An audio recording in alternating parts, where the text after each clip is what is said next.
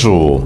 Après les sanctions infligées à certaines ONG et associations et la mise en garde du ministre de l'administration territoriale à l'intention de ces dernières qui ont jusqu'au 30 janvier 2025 pour présenter leur rapport d'activité sur ces 3 dernières années, le MINAT se retourne vers des églises dites de réveil.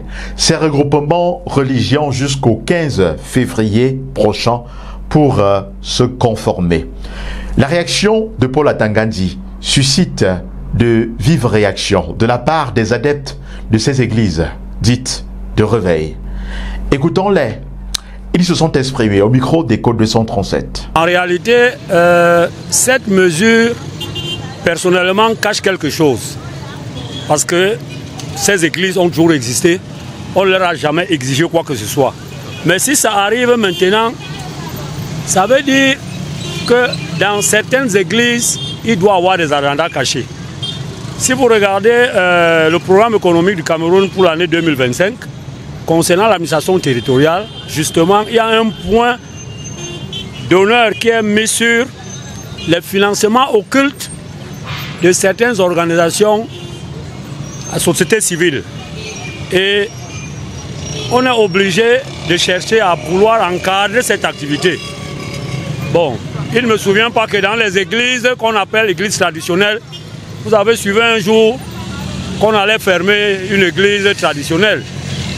Mais c'est que ces églises qui naissent chaque jour, il y en a de bonnes et il y en a qui ne sont pas bonnes. Donc pour moi, se conformer à la loi n'est pas une mauvaise chose. Mais parfois c'est la manière qui gêne. Parce que ça vient subitement comme ça là. C'est tout à fait normal que dans un pays qu'on vive selon la loi. Ce n'est pas le seul domaine où on parle souvent de la tolérance administrative. Mais il faut également qu'on fasse intervenir la tolérance administrative. Toutes les chaînes de télévision qui sont là dehors ont plusieurs ardoises à payer. Mais nous sommes dans la tolérance administrative. Qu'on leur donne un temps raisonnable, tout simplement. Ceux qui ne se seront pas conformés, eh bien on se retrouvera dans l'obligation, n'est-ce pas, d'appliquer la loi. Beaucoup d'églises ne sont pas en règle. Pour avoir une église, il faut que l'État soit d'abord ensemble avec vous. Vous payez tout ce que l'État demande avant d'ouvrir une église. Et même le sous-préfet est aussi chargé par rapport à ça, de vérifier tous les papiers de l'église. Donc, pour moi, ce que l'administration territoriale fait, je suis très fier. Si on voit une église sans papier, c'est qui n'est pas au service de Dieu. L'église qui adore Dieu doit être correcte, ensemble avec l'État, ensemble avec le chef de quartier, ensemble avec le sous-préfet, ensemble avec le gouvernement, pour que ça fonctionne très bien. Je crois que ici, le MINAT est dans son rôle. Le ministère de l'administration territoriale est le tutelle des associations, des partis politiques et même des églises. Donc, une décision qui vient du MINAT en temps normal tombe bien. Parce que lorsque on fait une rétrospection par rapport à la conférence de presse qui a été donnée par le MINAT, il nous indique clairement que l'on observe une tolérance administrative qui commence déjà à faire monter la cité. Donc le MINAT est dans le rôle de régulariser certaines choses, certaines irrégularités. Donc la fermeture de certaines églises de réveil, bon, qui ne prennent pas ça à leur compte. Il s'agit de la règle. On les demande juste de se mettre en conformité pour qu'elles opèrent, pour qu'elles continuent avec leurs activités. Concernant la décision du MINAT, je pense que tout le monde doit se conformer au règlement du pays, de la loi qui régisse enfin, tout ce qui fait partie des églises au Cameroun. S'ils sont autorisés, ils doivent être en conformité avec la loi. Je crois que le MINAT est très clair là-dessus. C'est facile d'ouvrir une église, mais il faut aussi être apte d'être conforme. À mon humble avis, je pense que le ministre est dans son droit, parce que en principe, nous sommes dans un état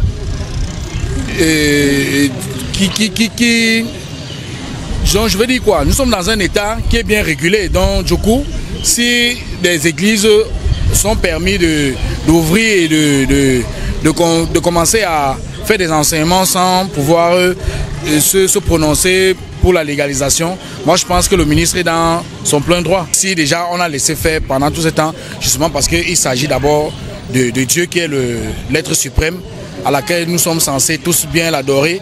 Mais si d'autres églises peut-être passent par là pour faire du n'importe quoi, parce qu'il s'agit de la parole de Dieu, je pense que si le ministre a pris cette décision, c'est d'un moment, c'est juste parce que peut-être il y a des trucs un peu pas très conformes qui se passent peut-être derrière tout ça. Je ne pense pas que le ministre peut se lever un matin et de prendre une décision pareille sans avoir des informations qui ne concordent pas avec ce que l'Église doit faire en fait.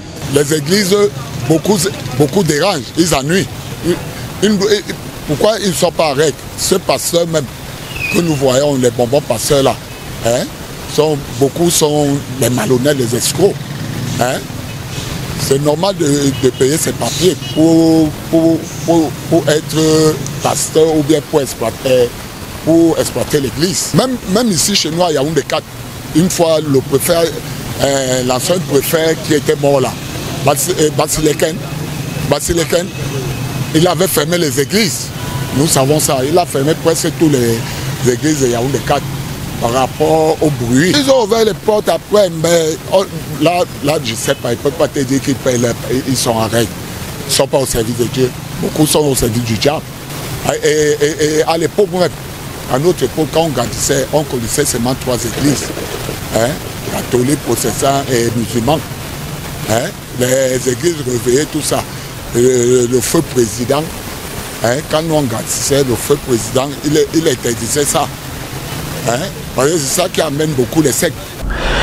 Signalons que ce n'est pas la première fois que les autorités camerounaises s'attaquent aux églises dites de réveil. Paul Atangadi aura-t-il suffisamment de la poigne et du caractère pour aller jusqu'au bout de ces mesures lorsqu'on sait que les principaux financiers de ces églises de réveil occupent des fonctions plus importantes que celles du ministre de l'administration territoriale?